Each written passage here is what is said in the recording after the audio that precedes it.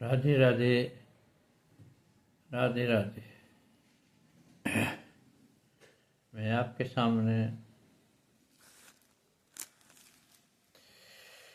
श्रीमद् भागवत गीता यथारूप अध्याय 13 प्रकृति पुरुष तथा चेतना श्लोक क्रमांक 1 का प्रसंग लेकर आपके पास उपस्थित हुआ हूँ। आशा है आपको अच्छा लगेगा। प्रकृतिं पुरुषं चेयं चेतं चैत्यं च यद्देवीमिच्छामि ज्ञानं ज्ञेयं च केशवः। इदं शरीरं भगवान कहते हैं, इदं शरीरं कौन्तेय छेदमित्यवति एतो वित्तीय ब्रह्म एतो वित्तितां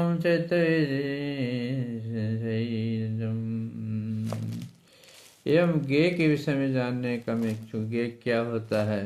श्री भानग है कौन्तेय शरीर क्षेत्र कहलाता और क्षेत्र को जानने वाला ही क्षेत्र की कहलाता है।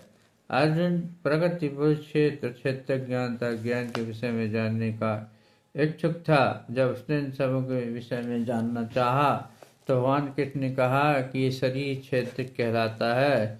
यह शरीर क्षेत्र कहलाता है, उसको जानने वाला क्षेत्रक है। शरीर एक बद्ध जीव के लिए कर्म क्षेत्र है। अब बद्ध जीव संसार से बंधा हुआ है। जैसे कि एक कुत्ते को जंजीर से बांध देते हैं, इसी तरह इस संसार से जीव भी बंधा होता है और भौतिक प्रकृति पर अपना प्रभुत्व प्राप्त करने का भरसक कोशिश करता रहता है। इस पर प्रकृति पर प्रभुत्व दिखाने की क्षमता के अनुसार उसे कर्म क्षेत्र प्राप्त होता है और कर्म क्षेत्र शरीर है। और ये शरीर क्या है? शरीर इंद्रिय से बना हुआ है। जो बुद्ध जीव इंद्र तृप्ति चाहता है और इंद्र तृप्ति को भोगने की क्षमता के अनुसार ही शरीर या को कर्म क्षेत्र प्रदान होता है। इसीलिए आपका शरीर मानता है कि वह क्षेत्रक है। क्षेत्र तत्क्षेत्र अथवा शरीर और शरीर के ज्ञाता अर्थात देही का अंतर समझ पाना कठिन नहीं है। कोई भी व्यक्ति वह सोच सकता है कि बालकाल से वृद्धावस्था तक इसमें कितने परिवर्तन होते हैं, फिर वह व्यक्ति वही रहता है। इस प्रकार कर्म क्षेत्र के ज्ञाता तथा वास्तविक कर्म क्षेत्र में अंतर है। एक बद्धजीव यह जान सकता है कि वह अपने शरीर से भिन्न है।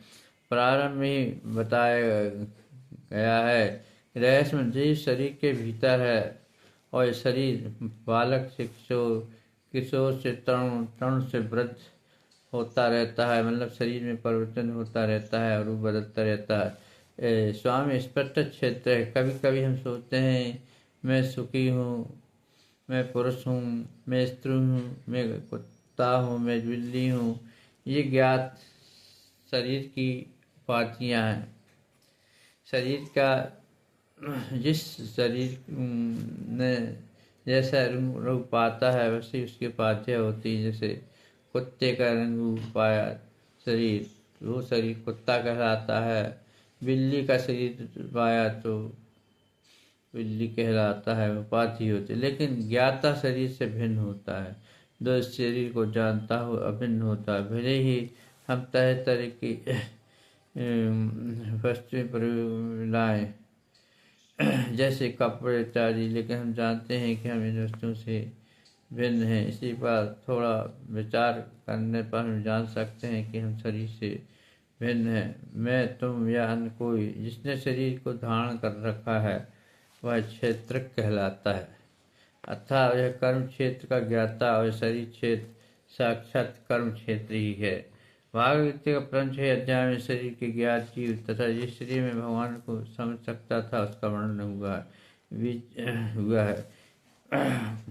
भगवान की चेतना तथा जीव के अधीन अवस्था को निश्चित रूप से बताया गया है। जीवात्मा सभी प्रकार से प्रभु के अंतर्गत अधीन रहती हैं और अपनी विस्मृति कारण में कष्ट उठाती रहती हैं। जब पुण्य कर्मों द्वारा उन्हें प्रकाश मिलता है तथा शक्ति मिलती है तो विभिन्न बच्चों में आर्त धनहीन जिज्ञासा ज्ञान प्रवासी गुरु में भगवान के समीप पहुँचती हैं और तेरे अध्याय के आगे इसकी व्याख्या हुई। किस प्रकार जीव प्रकृति के संपर्क में आता है और किस प्रकार कर्म ज्ञान तथा भक्ति के विभिन्न साधनों के द्वारा परमेश्वर का उद्धार करते हैं। यदि जीवात्मा भौतिक शरीर से सर्वथा भिन्न है, लेकिन वह किस तरह इससे संबंध हो जाता है, इसकी व्याख्या की गई है। क्षेत्रज्ञं चापि विद्धि सर्वक्षेत्रेषु भारत, क्षेत्र ज्ञानम यत ज्ञानम मतम। हे भारतवंशी, तुम्हें ज्ञात होना चाहिए कि मैं समस्त शरीरों का ज्ञाता भी हूँ, और शरीर तथा इसकी ज्ञाता को जान लेना ही ज्ञान कहलाता है, ऐसा मेरा विचार है। तात्पर्य शरीर के जानने वाले आत्मा तथा परमात्मा से संबंधित व्याख्या के दौरान हमें 3 विभिन्न विषय मिलते हैं: भगवान, जीव तथा पदार्थ। तब तक कर्म क्षेत्र में प्रत्येक शरीर में 2 आत्माएं होती, आत्मा तथा परमात्मा। क्योंकि परमात्मा भगवान श्री कृष्ण का ही रूप है, अतः कृष्ण कहते हैं, मैं ही ज्ञाता हूँ, लेकिन मैं शरीर का व्यष्ट ज्ञाता नहीं हूँ, मैं परम ज्ञाता हूँ अर्थात परमात्मा हूँ। मैं शरीर में परमात्मा के रूप में विद्वान रहता हूँ। शरीर में आत्मा रहती है, साथ परमात्मा भी रहती है। इसलिए कहा गया है 2 आत्माएं रहती हैं, एक परमात्मा एक आत्मा। जो क्षेत्र का अध्ययन भगवद गीता के माध्यम से सूक्ष्म रूप से करता है, वो तो उसे वही ज्ञान प्राप्त होता है। भगवान कहते हैं, मैं प्रत्येक शरीर की कर्म क्षेत्र का ज्ञाता हूँ, मतलब प्रत्येक आत्माओं का स्वामी है, इसलिए वो ज्ञाता भी हुए, जानते हैं। व्यक्ति भले ही अपने शरीर का ज्ञाता हो, किंतु उसे अन्य शरीरों का ज्ञान नहीं होता है। समस्त शरीरों के परमात्मा रूप में विद्वान भगवान समस्त शरीरों को विषय में जानता है कि ये सारा संसार है, सब विभिन्न आत्माएं हैं, और आत्माओं का ज्ञान परमात्मा के अलावा किसी के नहीं होता। सिर्फ एक शरीर का ही ज्ञान होता है जिसके अंदर उसकी आत्मा रहती है, उसी को जान। बाकी अन्य शरीरों में जो आत्मा है तो उसका ज्ञान तो भगवान ही जान सकता है, अन्य कैसे जान सकेगा। वे जीवन की विभिन्न योनियों में के सभी शरीरों को जानने वाले होते हैं। संसार में जितने भी जीव होते हैं, जितनी भी योनियाँ होती हैं, जितनी भी शरीर होते हैं, उन सबके ज्ञाता परम पिता परमेश्वर भी होते हैं, अर्थात भगवान कृष्ण होते हैं। एक नागरिक अपने भूखंड के विषय में कुछ जानता है, लेकिन राजा को न केवल अपने महल का बल्कि प्रत्येक नागरिक की भू संपत्ति का ज्ञान रहता है, इसी भगवान को समस्त संसार का ज्ञान रहता है। इस प्रकार कोई भले ही अपने शरीर का स्वामी हो, लेकिन परमेश्वर समस्त शरीर को अधिपति है, स्वामी है। राजा अपने समाज का मूल अधिपति होता है और नागरिक गौण अधिपति। इसी प्रकार परमेश्वर समस्त शरीर का परम अधिपति होता है, स्वामी होता है, वह सब शरीरों की जानकारी रखता है। यह शरीर इंद्रियों से युक्त है। परमेश्वर ऋषिकेश है, जिसका अर्थ है इंद्रियों के नियामक। वे इंद्रियों के आदि नियामक हैं। जिस प्रकार राजा अपने राज्य की समस्त गतिविधियों का आदि नियामक होता है, नागरिक तो गौण नियामक होते हैं। भगवान का कथन है, मैं ज्ञाता भी हूँ, इसका अर्थ है मैं परम ज्ञाता है। जीवात्मा केवल अपने विशिष्ट शरीर को ही जानता है, अपने विशिष्ट शरीर को ही जानता है। वैदिक ग्रंथों में इस प्रकार का वर्णन हुआ है। क्षेत्राणि शरीराणि बीजं चाविश्वां सवे तानि वेत्ति सा योगात्मा तथा क्षेत्र। यह शरीर क्षेत्र कहलाता और शरीर के भीतर इसके स्वामी तथा परमेश्वर निवास होता है।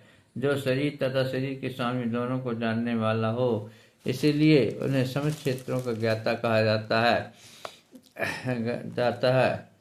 कर्म के ज्ञान तथा समस्त कर्मों के परम ज्ञान का अंतर वैदिक ग्रंथों में शरीर और आत्मा और परमात्मा के स्वरूप की समस्त जानकारी ज्ञान नाम से अभिहित होती है। ऐसा कृष्ण का मत है। आत्मा तथा परमात्मा को एक मानते हुए भी पृथक पृथक समझना ही ज्ञान है। जो कर्म क्षेत्र तथा कर्म के ज्ञाता को नहीं समझता, उसे पूर्ण ज्ञान नहीं होता। मनुष्य को प्रकृति पुरुष अर्थात प्रकृति का भोक्ता, जो प्रकृति का भोक्ता होता है, पुरुष कहलाता है, तथा ईश्वर वह ज्ञाता जो प्रकृति में व्यष्ट आत्मा न्यायक है की स्थिति समझनी चाहिए। उसे इन तीनों में विभिन्न रूपों में किस प्रकार का भ्रम पैदा नहीं होना चाहिए। मनुष्य को चित्रकार तुलका में भ्रम नहीं करना चाहिए। यह भौतिक जगह जो कर्म क्षेत्र के रूप में है, प्रकृति और प्रकृति का भोक्ता जीव है, इन दोनों पर नियामक भगवान है।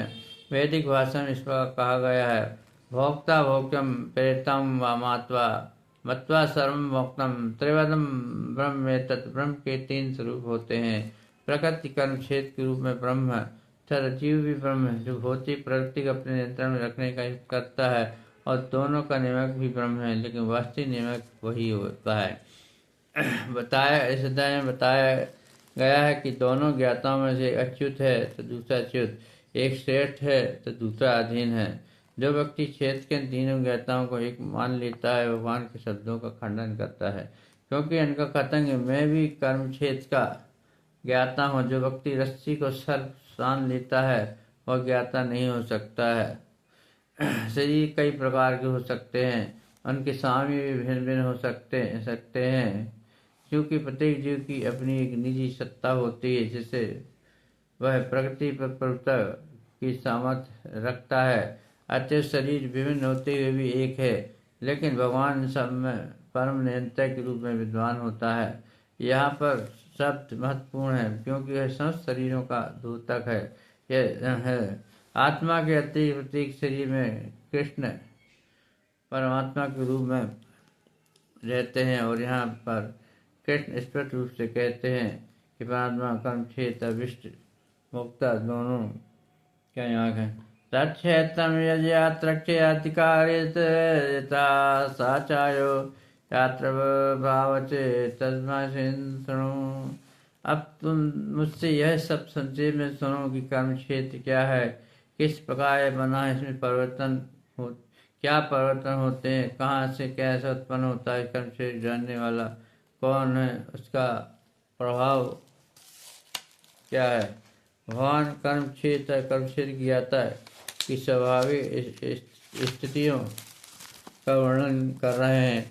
मनुष्य को यह जानना होता है कि शरीर किस प्रकार से बनता है, शरीर किस पदार्थों से बनता है, किसके नियंत्रण में कार्यशील होता है, इसमें किस प्रकार के परिवर्तन होते हैं, ये परिवर्तन कहाँ से होते हैं, किस कारण से होता, कौन करता, आत्मा का चरम उद्देश्य क्या है, तथा आत्मा का वास्तविक स्वरूप क्या है। मनुष्य की आत्मा परमात्मा के विभिन्न प्रभावों, उनकी शक्तियों आदि के अंतर को भी जानना चाहिए।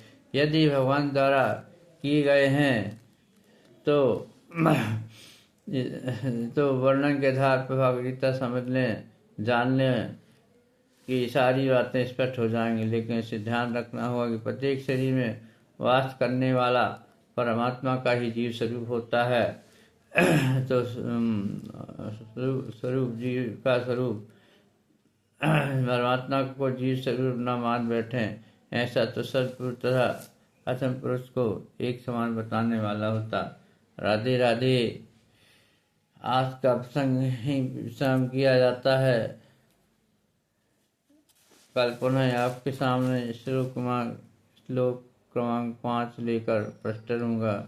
जब के चलिए राधे राधे। राधे राधे कहते रहिए,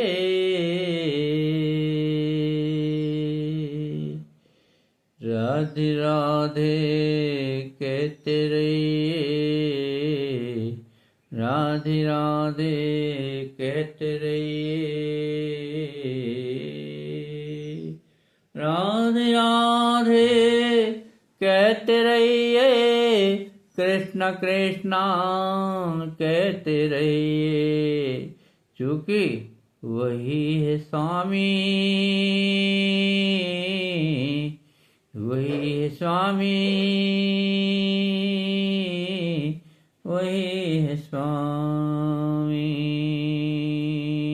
श्री राधे राधे कहते रहिए, राधे राधे कहते रहिए। तन का स्वामी, मन का स्वामी, आत्मा का स्वामी, हो सागर पार वही उतारता है,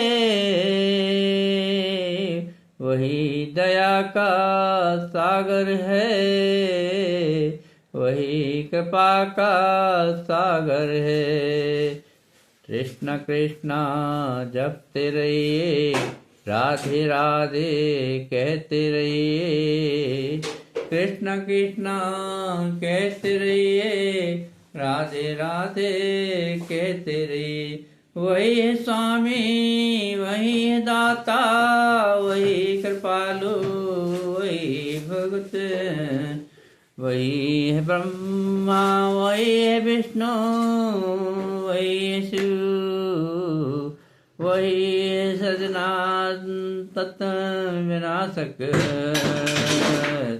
राधे राधे कहते रहिए, श्याम श्याम कहते